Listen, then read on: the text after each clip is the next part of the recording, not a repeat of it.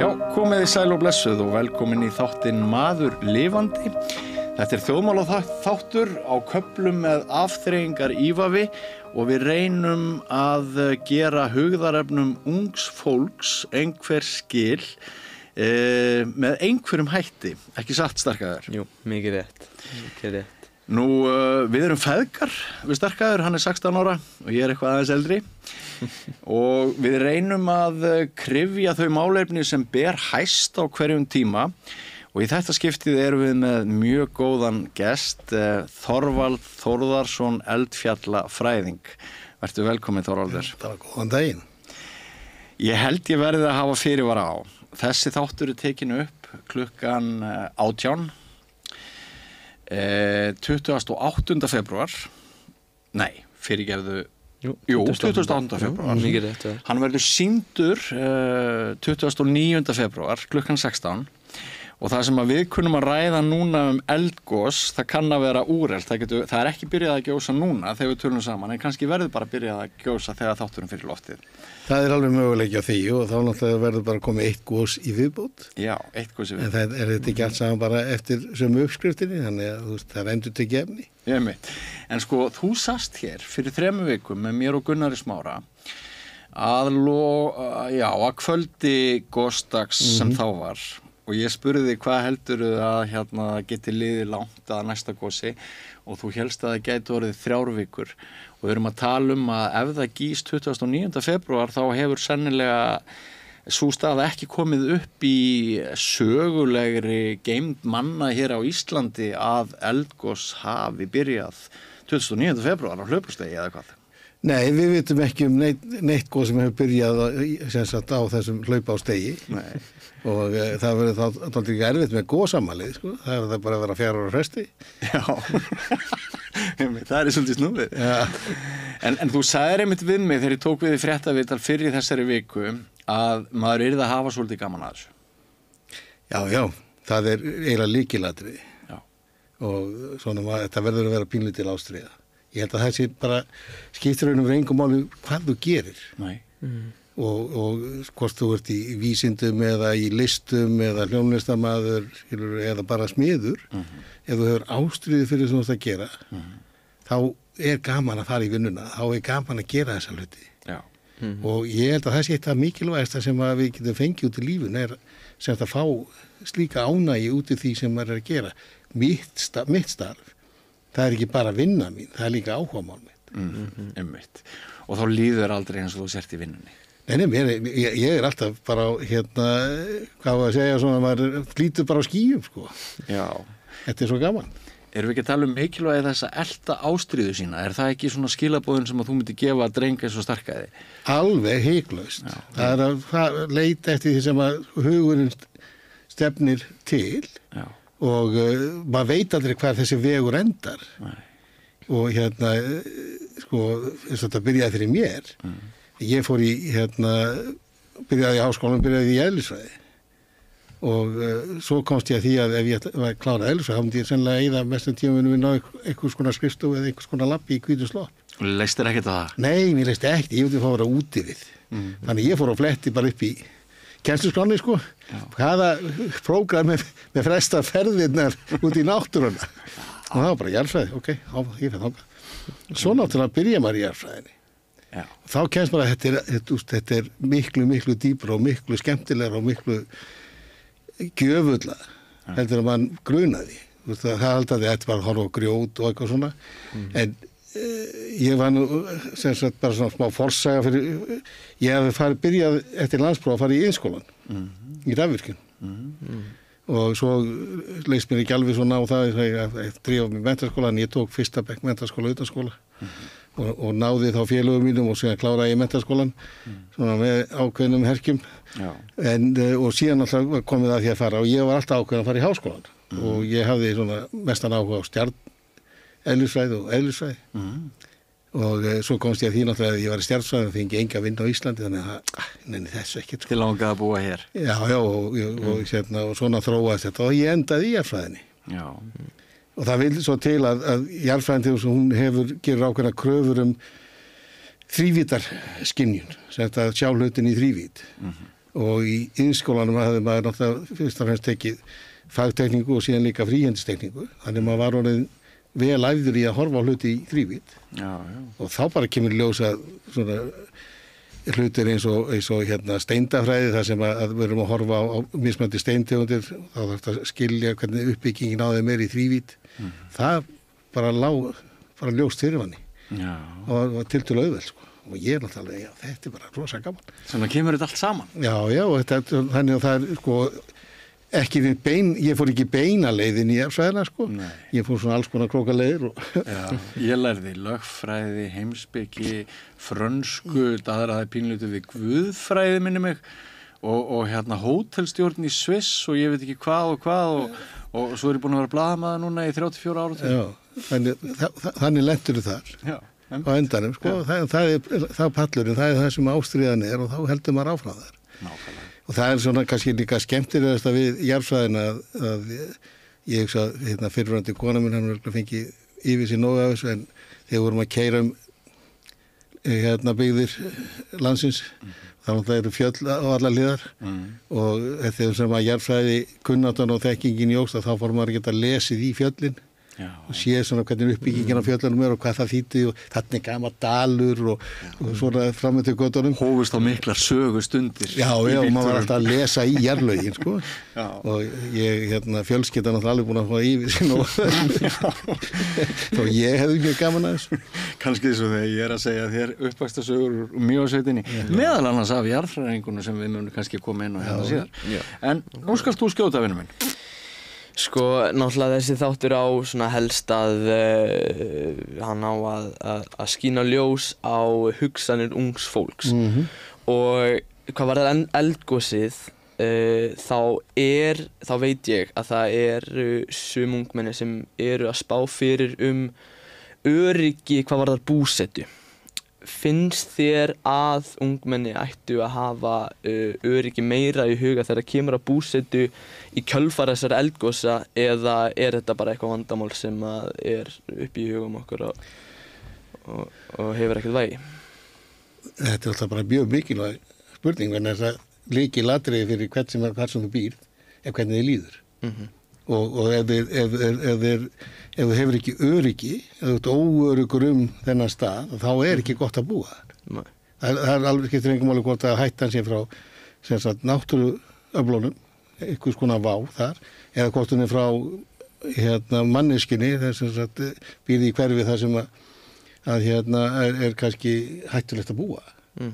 Ég kannski finnast að segja frá því að þegar ég var í námi í Texas þá leigði ég íbúð í blokk þar sem voru ólöglegri innflytjendur frá Mexíkó fyrst og fremst. En það var svo fyndið, það öruggasti staður sem ég nokkurn tímann búið á og það var mjög gott að búa þar því að þeir vildu ekki að lögreglan kæmi nálægt sem sagt blokkinni. Þeir voru bara með 4-5 menn sem voru að vakt bara 24/7 sko. Bara labbandi kring, bara pössu upp að það kæmi ekkert fyrir sem myndi kalla lögregluna. En þegar lögreglan kom á staðinn, þá náttúrulega þurfti allir að... Þeirra eigin lögregla? Já, en þá... Hverfisgæsla þeirra var bara... Þeir voru bara með sína eigin lögreglu og pössu upp á það, því annars verður þeir bara sendið tilbaka til Mexíkó. Og þetta var alveg frábær staður að búa á. Sem kemur nógar, sko. En aftur að þessum varst að tala með öryggi, það engin staður 100% öruggur. Það er alltaf einhverja hættur. Og við gleymum því ofta, kannski hættulegasta sem við gerum, það að gera bíl. Og fyrir okkur flesta þá það ásættanlega áhætta. Þó það sé miklu hærri líkur á því að við deyjum í bílstísi heldur nokkuð tíma í eldgos eða jarðskjálfta. Það sem ég myndi kannski segja var mjög mikilvægt að hver og einn gerir að þekkja umhverfið sitt. Hvort sem það náttúrulega umhverfið og hvaða hættur í því og hvaða hættur getur stafað af atburðum sem eru þar. Líka mannlega umhverfið sem það býr í og hvaða hættur eru þar og það við erum kannski vanari að taka það út og átta okkur svona ábetur á hver staðan er þar og þá finnum við leiði til þess að sjá til þess að við lendum ekki í neinu vandræðum. En þess að sama gildur náttúruna, að þekkja sitt umhverfi og ef við þekkjum það og höfum skilning á þeim atburðum sem geta átt sér staðar, þegar þeir fara af stað, þá vitum við líka hvernig það bregðast við og þá líður okkur betur. Þannig að bara vera meðvitaður umhverfið og slíkt og þetta ætti kannski ekki að vera það mikið vandamál ef að Nei, við erum búin að búa hér í 1100 eða 1200 ár og forfeður okkar þeir komust í gegnum þetta með miklu verri aðbúnað heldur en við höfum og erfiðari öllu leyti sko og meina að segja lifðu af atburðin sem móðuharðindin og skaftaraldar sem eru náttúrulega atburði sem leituð meira en 20% af þjóðinni til dauða. Það máttu nú ekki miklu muna. Við myndum deyja út í kjölfarið á þeim hörmungum. Við vorum komin alls neðarlega í mannfjölda.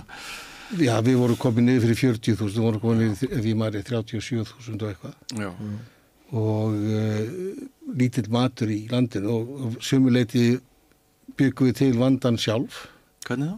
Það eru margir sem kenna alltaf dönunum sko og segja að þeir hafi ekki brugðist nóg að snemma við.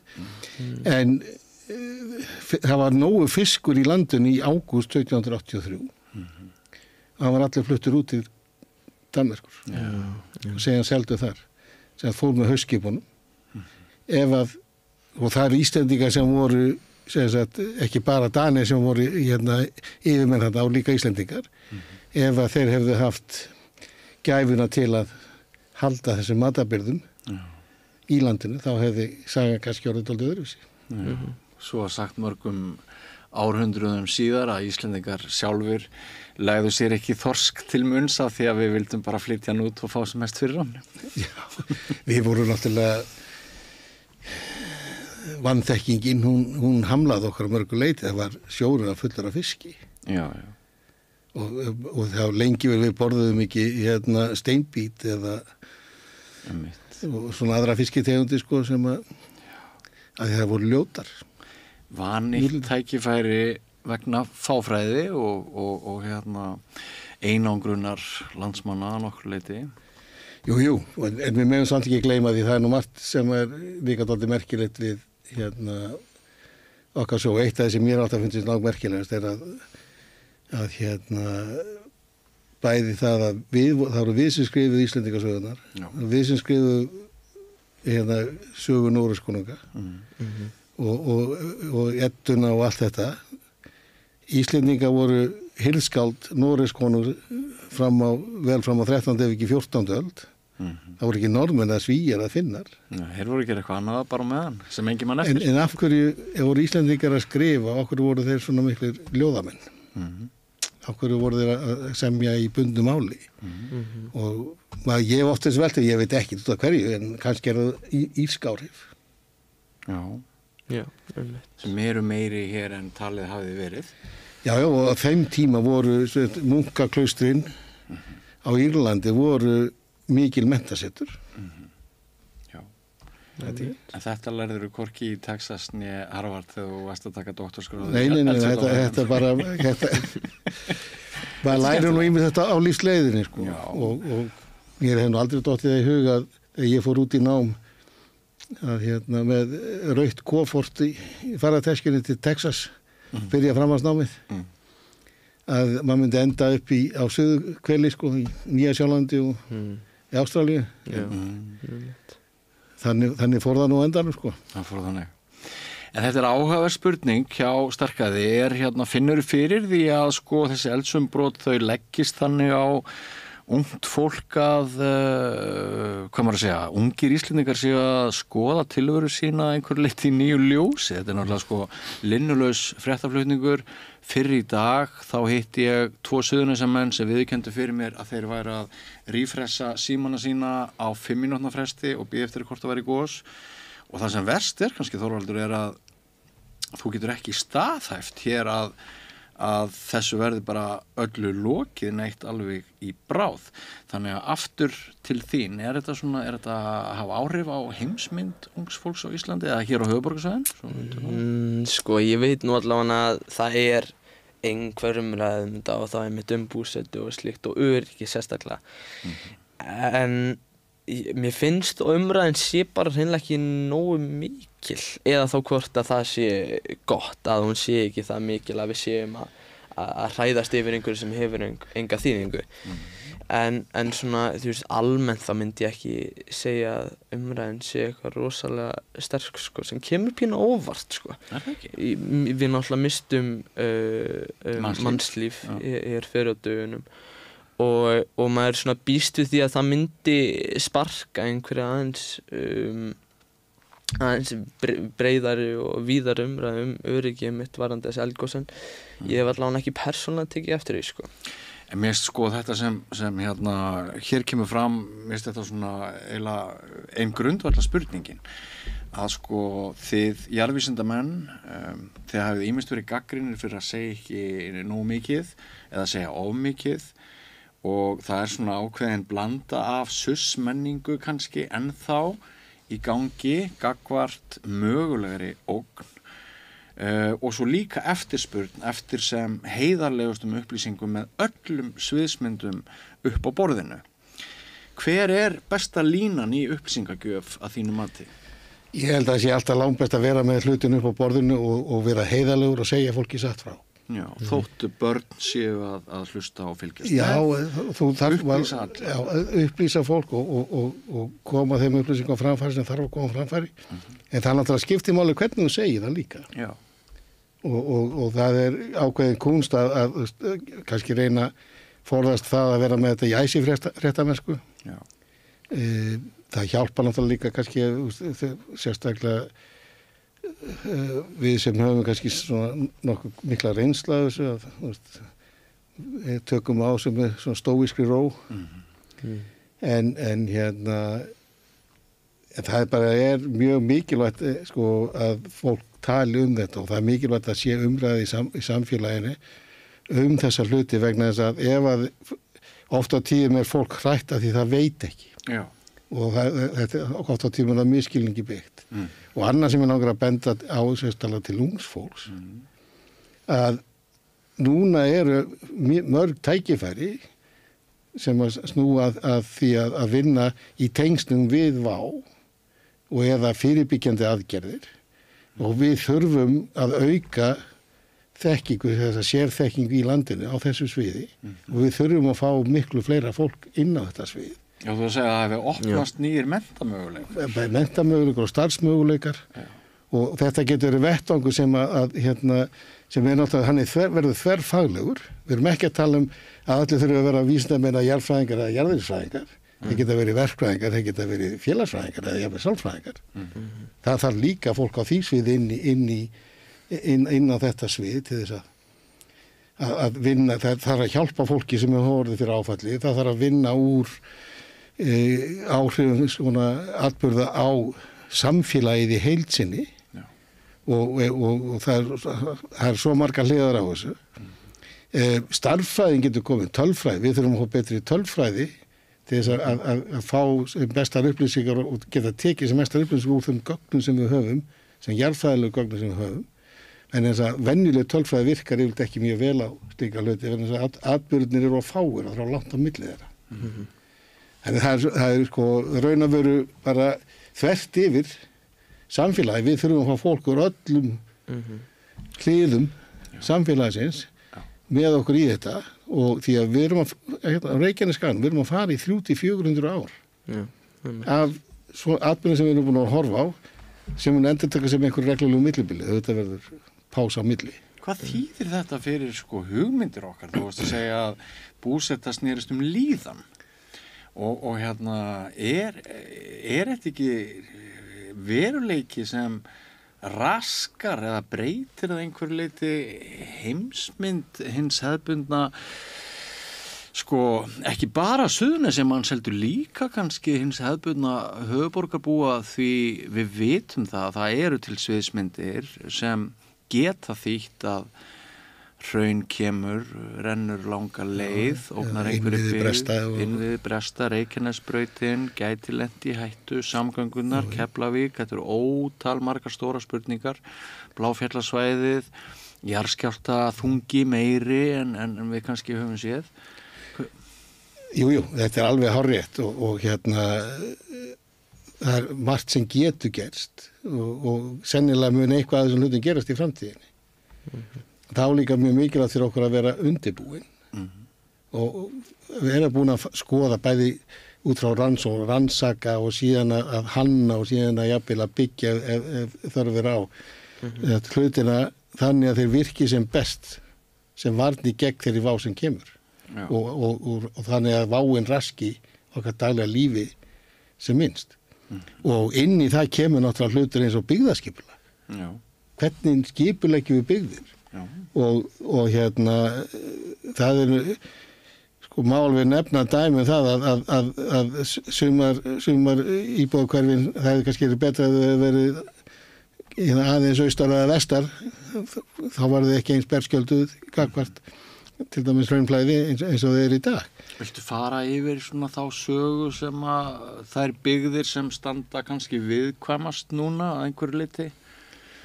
Já, það eru náttúrulega á Stór-Reykjavíkursvæðinu eru það vestustu byggðirnar í Hafnarfirðinum.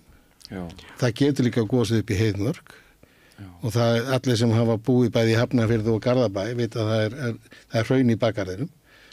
Ég ólst nú upp að stóru hluta í Garðabæ og hraunið var beint fyrir aftan húsið þannig að í menntaskóla las ég fyrir jarðfræðiprófið út í hrauni ég satt í Gjótu og las jarðfræðibókina en og þetta til stað en það er ólíklegt að við fáum hraun inn á þessi svæði en það er möguleiki og meðan það er möguleiki þá þurfum við að taka tillit til þess og lang einfaldasta leiðin sem sagt til þess að draga úr hættu er skipulagið ef skipulagið tekur tillit til hættuna sem til staðar og þá ertu leið búin að draga úr henni þá þarf ekki að hafa eins miklar áhyggjur af henni. Já, þú segir að þessi gos geta staðið yfir í einhver 400 ár. Heldurðu að hættan hvað varðar gosin heldur að hún muni aukast eða minnka með tímanum? Ég hugsa verður nokkuð svipuð bara. Já. Og en það fer hversu mikið hætta stafar einstökum atburðum og megum ekki gleyma þótt þessi 400, kannski 300-400 ára tímabil þá erum við alltaf að tala svona það sem við kallum elda þá er það kannski sirpa eldgosu sem er í standi einhverja mánuði eða jafnvel einhverja ár og síðan hættir að það er á flýst síðan í einhverja annar stað og sagan endurtekur sig en staðsetningin sem sagt á gosstöðunum á móti innviðum eða íbúðabyggð sem er í hættu það skiptir öllu máli upp á hversu hættan er mikil hversu váin er mikil og þess að segja við vitum það að það er ákveðin svæði við notum bara skoðum jarðfræðina og skoðum eldgosasögu Reykjanesskagans og við erum búin að gera þessa úttekt og gera tölfræðilega úttekt á hvað eru mestu líkurnar á að eldgos muni koma upp og þegar við vitum hvar þau svæði eru við vitum líka hvar svæðin eru það sem eru miklu minni eða mjög litla líkur að komi eldgos muni koma upp og ef við erum þá að skipuleggja hvort sem við erum að fara að leggja veg eða leiðslu eða byggja einhverja byggð þá er náttúrulega miklu skynsamlegra að setja hann að svæði þar sem líkurnar eru litlar að þetta komi fyrir þá eru leið búin að draga úr líkunum og ef stundum er kannski að staða þannig að við verðum að byggja nálægt hluti sem getur orðið hættulegir og það við höfum bara ekki annan kost en þá getum við líka samt sem á það dregið úr hættinu með ef við hraunrennsli að hraunrennsli rennur eftir lægðum sama gildir flóð þau fara eftir lægðunum þá kannski erum við með útivistarsvæðin í lægðunum íbúðsvæðin upp á hæðunum bara til þess að draga úr líkunum á því að flóðið eða hraunflæðið eða hvað sem það snjóflóðið lendi á íbúðabyggðinni. Og þetta er svona fyrirbyggjandi aðgerð, þetta er að hugsa hans fram í tíman og þetta er það sem við þurfum núna að bæði að fara í og mennta okkar fólk í þessu og byggja upp þessa þekkingu í landinu og þarna myndi ég að telja að væri mjög bæði skemmtileg og frjó tækifæri fyrir ungt fólk ef það hefur áhuga á þessum sviðum, og það, eins og ég sagði að getur nálgast þetta frá verkfræðihliðinni, jarðfræðihliðinni eða félagsfræðihliðinni eða sálfræðihliðinni. Það alls konar möguleikar þarna í þessu. Þessu skeiði núna yfirstandandi umbrotum hefur að nokkur leyti verið líkt við Kröfluelda, ekki satt? Jú, þessi í Sundhnúkareininni. Já, og ég man það sem 10 ára strákur sem vakna upp til nýs veruleika þegar fyrsta gosið kemur við Leirhnúk og Kröflusvæðinu þarna 1975, að þá breytist okkar heimsmynd mjög mikið, barnanna í norðurhluta Mývatnssveitar sérstaklega. Manni var vaggað í svefn á kvöldin af móður jörð og það svona vandist misvel. Þarna koma nýju eldgos 75 til 84 og maður alltaf maður hleypur eða hjólar upp að næsta eldgos, eða því eldgosi sem var í gangi þá stundina. Það var engin öryggisgæsla eða neitt. Einu sinni opnaðist leirhver rétt fyrir framan mig í einhverjum drengjahópi. Við vorum 11 eða 12 ára gamall og við þurftum bara að hlaupa með hetturnar á heklu úlpunum uppi til þess að vera ekki bara sallaðir í kaf af þessu öllu. Það var miklu meiri ótti í hjörtum okkar barnanna heldur en við fengum útrás til þess að sýna. Og eitt af því sem okkur lærði síðar þegar við börnin fórum að bera saman bækur okkar seinna, maður svona talaði alltaf bara eins og þetta væri rosa stuð og opaslega gaman, mikið sjónarspil og allt það, en það var undirliggjandi þungur ótti sem hafði kannski áhrif á sálarlíf sumra. Og vegna þess sem þú sagðir áðan að sko mestar upplýsingar væru bestar, þá get ég komið með þann punkt inn í þá umræðu að þegar hinni fullorðnu létu alltaf eins og það væri ekkert að gerast og vildu aldrei ræða það sem gæti gerst, þótt bílum væri lagt bara í ákveðna átt og það væri búin til ákveðin flóttamannavegur og æfðar almannavarnarhringingar og allt þetta. En það náttúrulega voru gosstöðvarnar tiltölulega stutt frá byggð, ekki sér tala um Kröfluvirkjun, og það hefði ekki þurft að breyta mjög miklu til þess að leiðin fyrir hraunið hefði aftur verið greið niður í Mývatnssveit eins og í Mývatnseldum á þriðja áratug 18. aldar. 1724 til 29. Akkurat. Þannig að ég get lagt það inn sem barn á stríðshrjáðu svæði sem að náttúruöflin geta stundum svona sett í gang. Ég get sagt það sem barn að ég hefði viljað fá miklu meiri upplýsingar og ég held að þær hefðu sefað óttaminn. Ég alveg sannfærður það og bara skýr út fyrir hvað í gangi og benda á svona getur þetta þróast. Og þá líka hefur, hvort sem þú ert barn eða unglingur eða fullorðinn, ef þú hefur skilning á hvernig þetta getur þróast, þá passar þið á því að vera ekki á hættulegustu stöðunum. Þú tekur bara ósjálfrátt tillit til þess. Og þetta bara hluti af þessu ferli sem við þurfum að fara í gegnum. Þegar ég að segja frá þessu hluti, þá ekki til þess að reyna að ræða fólk. Nei. Fyrst og fremst að reyna að upplýsa þannig og reyna að benda á hvers konar atburður þetta getur verið og hvað hann getur gert og hvað hann sem getur ekki gert. Það líka stundum jafn mikilvægt að benda á það.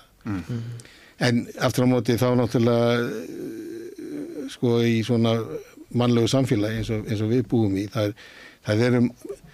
hvað að segja, það eru mörg útgangshornin og það eru mörg öngstrætin líka í öllu sko, og eitt af því sem fólk náttúrulega hefur áhuga á það þegar að svona umræða kemur kannski að svona atburðum, það náttúrulega eru fasteignir og þeirra verðmæti og það ósköp skiljanlegt að fólk hafi áhyggjur af þeim, en þess vegna segi ég líka að þegar, og þetta hefur ekki verið gert á Íslandi, ekki tíðkast á Íslandi, að það þarf að taka svæðin út áður en að menn fara að byggja á þeim og þróa þau.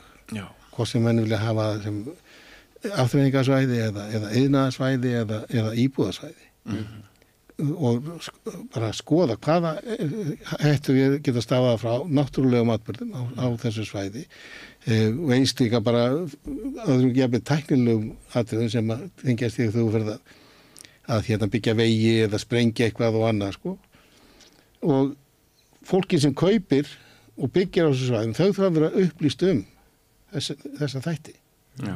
Og ef þau eru full upplýst þessa þætti og þau segja, ég ætla samt að taka sénsinn á því, ég setti bara við þess áhættu. Það er ekkert að því. Nei. En þá kannski færðu, þú veist, að því að það er einhver hættu þáttur þá kannski þarftu ekki eina eins miklum peningum í það. Já. Þetta er svolítið skitsulífur það ekki. Við erum sko spennt. Ég segi kannski ekki að Íslendingar hlakki til þess að næsta eldgos brjótist upp, en við bíðum eftir og við finnum fyrir spennu. Við erum alveg harðákveðnir því að við ætlum að fylgjast með eins miklu og við getum í beinni útsetningu. Við náttúrulega vitum ekki alveg hvað gerist, en á sama tíma þá er náttúrulega þessi miklu meiri ógn yfir öllu en var hérna þegar þú varst til dæmis að skoða fyrstu eldgosin á Reykjaneskaga núna fyrir nokkrum árum sem túristagos. Nákvæmlega. Og þá naust þú þeirra sem ferðamaður. Já, bara sem ferðamaður. Já, þetta er líka fallegt. Já, mjög fallegt. Þetta er dáleiðandi að sitja fyrir að horfa á kvikustrókur. Ég get setið klukkustundu saman og maður veit ekki svona á tíman. Því trúi ég. En hvernig á maður að gíra sig? Bara samblanda gamni og alvöru? Það er náttúrulega, maður verður náttúrulega að geta brosað að hlutum líka. Sko. Það er bara hluta lífinu. Já.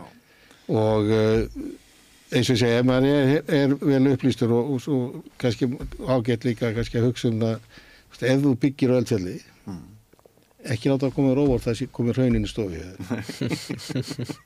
Þetta er svona svipað eins og ef ég byggi alveg niðri við strönd og svo kemur háflæði og stormur og það flæðir inn í húsi hjá mér. Þú verður alltaf að gera ráð fyrir því. Já.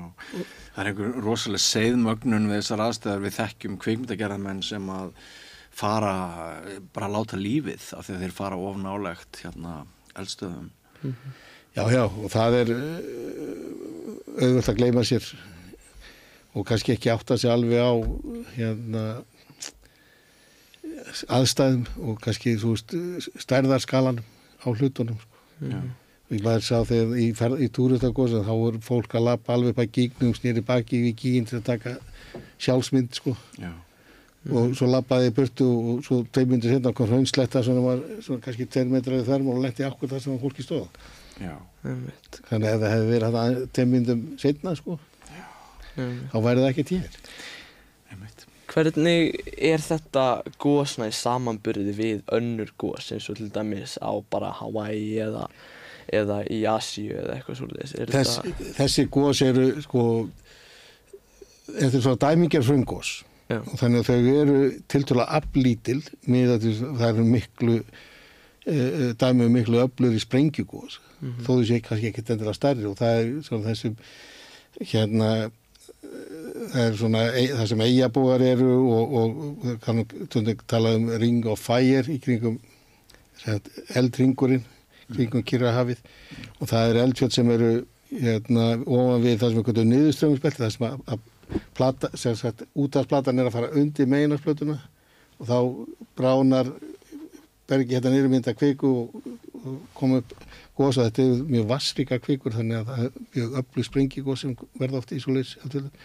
Þessi er eiginlega svona andstæða þess, það eru á hinum endanum á hérna á skalanum sko og eru frekar aflítil.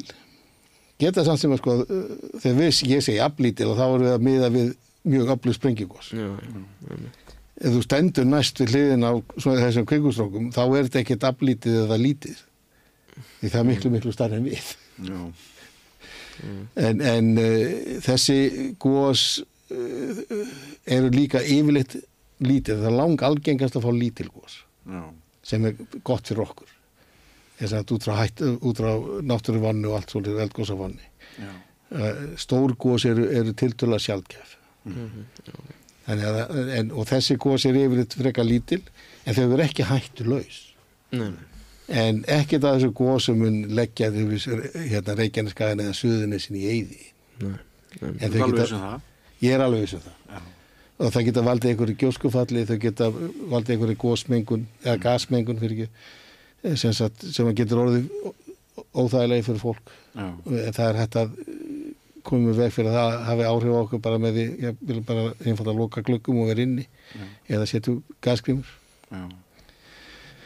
Og en hraunflæði, jú, það getur það sem að það nálægt innviðum eða byggð, þá getur hraunin farið yfir þessa hluti sem við höfum séð. En megin þorri Suðurnes, það engin hægt að þegar gjósi í Grendi, Keflavík, Sandgerði, Garðinn eða upp á Keflavíkurflugvelli. Það mjög litla líkur nánast engar að það gjósi við Voga, en náttúrulega Vogar geta séð hraun. Já. Það gæti hraunflætt í áttina til þeirra. Vogar og Grindavík voru svona til að byrja með upp af þessar náttúruhamfara, þau kannski 2 pláss sem að bindu spjót og það er eina súrefnisverksmiðja landsins í Vogum. Þannig að það er nú bara dálítið, þetta er hluti sem við þurfum að hugsa hvað gerist ef svo illa færi til að þó svo færi ekki hraun yfir Voga en bara færi yfir Keflavíkurveginn, þannig við getum ekki keypt hluti frá Vogum og til Reykjavíkur, þá verðum við kannski að finna einhver aðra leið, fara að sigla með allt ótið eða eitthvað. Þannig að þetta er hluti sem við þurfum að hugsa aðeins hvernig ætlum að bregðast við þessum áhrifum og hvernig ætlum að láta það virka þannig að það hafi sem minnst áhrif á okkar daglega líf. En er samband, Þorvaldur, milli þess sem að gerast á Reykjanesskaganum og þess sem þú hefur að minnsta kosti viðrað og eitthvað rætt opinberlega að það kunna vera að eldvirkni meir og minna bara allstaðar á Íslandi sé að færast í vöxt, sumir segja vegna bráðnunar jökla en aðrir tala að þetta sé að lyftast þarna eitthvað. Já, það er samband þarna milli? Sko, það er hugsanlegt. Við vitum það ekki fyrir víst. Svo það er alveg vel hugsanlegt. Og hérna er einn möguleikin. Við vitum það að miðja landsins er að rísa.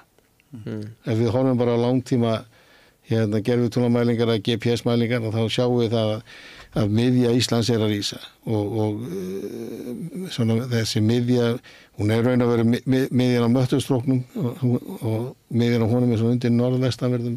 Þegar þú segir Möttulstróknum, geturðu útskýrt það á mannamáli fyrir Íslendinga? Ég skal reyna það. Hvað er þetta að tala um? Já, sko, við bökkum aðeins að þá það er hryggur sem liggur eftir öllu Atlantshafinu, miðju, alveg frá bara í grennd við suðurskautið og alveg norðurpól. Og þetta er fjallgarður sem er alltaf 2000 metra hár yfir umhverfið sitt og en hann er orðið til vegna þess að þarna eru plötuskil eða flekaskil. Og það eru 2 flekar sem liggja saman og er að færast frá hver öðrum í sikkur áttina það byrja sentimeter á ári og þessi flekaskil eða hryggur, hann liggur sem sagt yfir Ísland frá Reykjanesinu sjálfu, það sem hann kemur á land eftir Reykjanesskagan og síðan norður yfir hálendið og í sjó við Skjálfanda. Og þetta eru eldvirkni sem er það mikil eldvirkni á þessum fjallgarði þannig að þegar að flekarnir er að færast í sundur þá náttúrulega mynda sprungur og svo fyllir sprungundar með kviku og þannig stækka flekarnir og þá stækkar úthafsbotninn smátt og smá og Ísland stækkar líka náttúrulega sama skapi. En Ísland er eini hlutinn af þessum mikla fjallgarði. Þetta er lengsti fjallgarður á jörðinni, sko, sem stendur upp úr sjó. Og Ísland, við veitum að hæsti punktur á Íslandi, hann er rúma 2000 metra yfir sjávarmáli og stór hluti landsins er kannski nálægt milli 500 og 1000 metra yfir sjávarmáli. Svo náttúrulega erum við landgrunni. Landgrunni er hluti af Íslandi, þó það sé undir sjávarmáli. Og í heild sinni þá, ef þú horfur á hafsbotninn suður af Íslandi, þá er hæðamunurinn á hæsta punkt á land á Íslandi og hafsbotninum, hann er 5000 metrar. Já. Og þá getur, ef þú tekur allt landgrunnið sem 900 kílómetra hérna frá vestri til austurs og einhverjum 500 kílómetra frá söðri til norðurs, þá ertu komið með hásléttu sem nokkur þúsund, 3000 pluss metra há. Já. Og ímyndað kannski þú væri að labba eftir hafsbotninum og þetta væri fyrir framæði. Þetta var ekki árennilegt. Og ástæðan fyrir þessu að Ísland stendur svona, þetta svona stórt og stendur svona hátt, það sem við kallum möttulstrók. Það raun að veru efnin sem kemur djúpt úr yðri jarðar, alveg raun að veru sumir segja á mörkum sem sagt möttuls og kjarna, sem þetta bara innviðum jarðarinnar. Og þetta efnin sem heitara og léttara heldur en umhverfið sitt og rís upp frá þessu dýpi í áttina að yfirborði eins og strókur. Og hann hefur það mikið afl bara í þessu risi að þegar hann kemur semst að jarðskorpunni sem raun að veru eggjaskelin sem liggur utan jörðina að þá bara lyftir hann þessum hluta af skurðinu upp og 3000 pluss metra. Og náttúrulega þessi möttulstrókur hann er ekki stöðugur að því leyti til að flæðir alltaf jafnt í honum. Það sem sagt eitthvað púlsavirkni í honum líka og við sjáum það í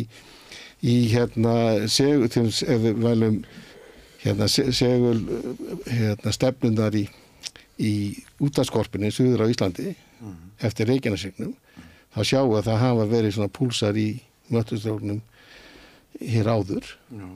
Og hugsanlega þetta landri sem við erum að sjá núna, viðbóta landri sem við sjá núna inn á landi, vegna þess að virknin í þessum möttulstrók aðeins öflugri akkúrat núna heldur hún var áður. Og felst þá í orðum þínu forspá að það séu aukna líkur á jarðeldum annar staðar á Íslandi en á Reykjanesi? Já, sko við erum með gosbelti sem liggur raun að veru frá Reykjanesi og norður í Skjálfanda og svona almennt séð og svo eru smá krúsitúlur út frá því eins og Snæfellsnesið og Öræfajökulsbeltið og svona. Öll eldfjöllin sem eru á þessum beltum eru öll virk. Þetta eru virk eldfjöll, þau munu gjósa. Og það sko alveg óháð því sem ég var að segja, þau munu gjósa í framtíðinni. Við vitum ekki hvenær, við vitum ekki hversu stór þau eldgos verða. Og ef að möttulstrókurinn orðin aðeins virkari núna heldur hann hefur verið, þá hugsanlegt að við fáum aðeins tíðari eldgos í framtíðinni og hugsanlega eitthvað stærri eldgos. Hversu tíðari og hversu stærri er ómögulegt að segja til um. Myndi það líka því að öflur í jarðskjálfta? Gæti því. Já og nei. Sko, jarðskjálftar stærð jarðskjálftar ræðst aldrei eftir sem stærð brotflatarins. Og þess vegna sem við erum að horfa á jarðskjálftana, þeir eru yfirleitt í stökku hluta skorpunar eða eggjaskurnarinnar sem er ysta laginu sem eru svona efstu 6 kílómetrarnir. Og þar skorpan, hún getur brotnað og þegar hún brotnar þá fá við jarðskjálfta. Og ástæðan fyrir hún brotnar náttúrulega flekarnir, þeir eru að færa sig frá hvor öðrum og ef þú tekur bara fleka og fyrir að færa hann svona til hliðar, þá er þetta að teygja á því sem er inn í milli og þá myndar þau spennur þar. Svo fyrir þetta styrknum á þessu efni sem er hérna sem þú ert að teygja, hversu mikla spennu þú getur búið til áður en þetta brotnar. Eftir þess að spennan er meiri, því verður brotfluturinn stærri og þá verður jarðskjálftinn stærri. Þannig að það er svona þarf ekki þetta að því að það verður stærri jarðskjálfta, kannski eitthvað tíðari jarðskjálfta. En Sterkjaður, ef þú værir öryggisfíkill og þú vildi bara búa á Íslandi þess að það væri öruggast að búa núna, vildi ekki nota tækifærið og spyrja eldfjallafræðinginn hvaða svæði sé nú virkið öruggast í augnablikinu? Já, ég mun bara hvaða svæði eru öruggust eins og stendur, er það ekki bara svona... Þau svæði sem alltaf verða minnst fyrir eldgosafánni og eru lengst frá henni, Það eru náttúrulega vestanvert landi eins og Mýrum og kringum Borgarnes kannski. Svo Vestfirðirnir. Það ekki verið fyrir fasteignasala í Borgarnes? Já, alveg fullt sko. Og svo þetta Tröllaskaginn og eins líka allir Austfirðirnir. Já, þannig að bara... Þetta er, ef þú ert bara að hugsa Eldgosavá, en ef þú ferð á, sko, ef þú ferð á Vestfirði, þá náttúrulega kannski ferði aðra vá í staðinn, eða jafnvel Austfirði, það getur fengið snjóflóð eða urflóð, og eins á Tröllaskaganum, sko. En eins og ég segi, sko, ég held að fólk ætti bara að reyna að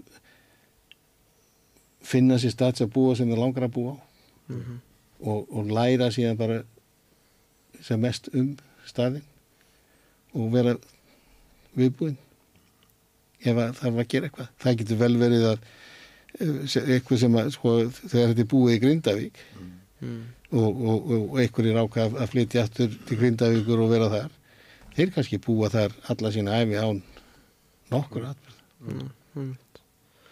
Það gerðist alltaf, menna, það eru staðir sem að bara eins og Mývatnssveitin, ég meina frá 1729 og alveg fram að Kröfluöldum var ekki nefnir mikil atbyrði í gangi og fólk lifði góðu lífi og leiði vel. Þannig að við erum að líka hugsa um tíðnin á þessum atbyrðum.